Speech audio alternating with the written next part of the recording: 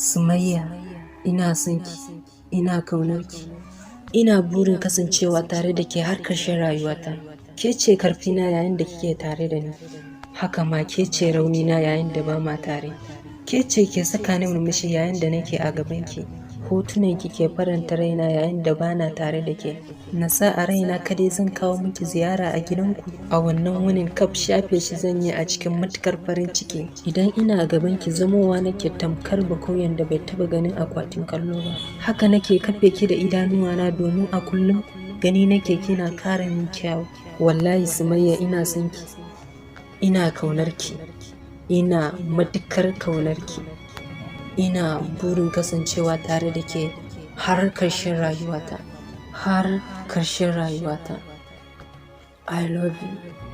Haka nake son ki Sumayyata. Nawa ni kadai Hamza. Daga nan ne ni Hamza nake ce miki sai anjima. Na barki lafiya. Bye.